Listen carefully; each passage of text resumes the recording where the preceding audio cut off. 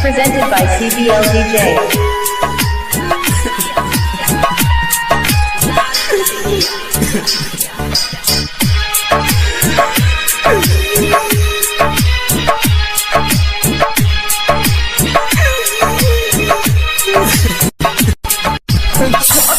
हलू हमके ओके बाराबाद दुआ करिले सन रही हाया भाद कौन के सतही हो हमारा मरल के बाद कौन के सतही हो हमारा मरल के बाद छोड़ दी हलू हमके ओके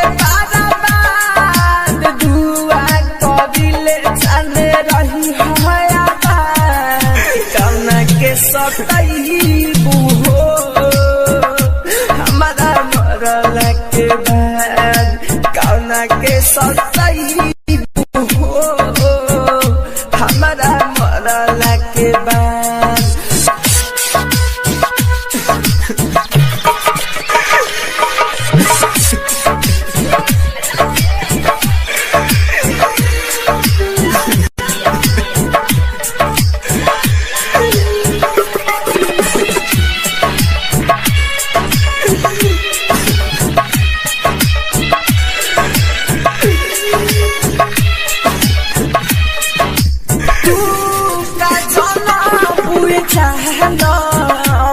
बेवफाई के दर्द का होला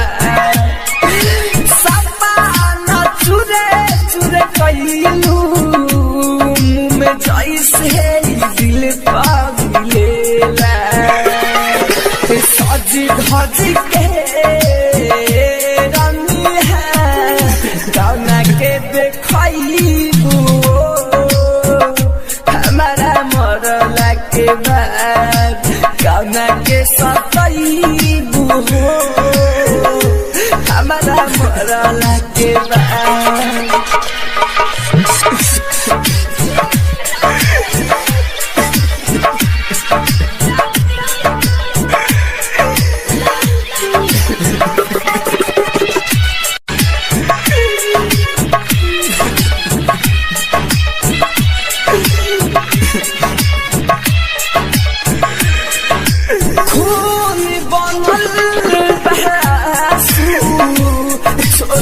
हलू तू पागल बना के तोहारो जरूर अति कहे पर का सही मत झूठा के राहुल से ना मिलबू आंसू बहइबू हो मिटे गइला के बाद कौन के सतही हो हमारा मरल के बाद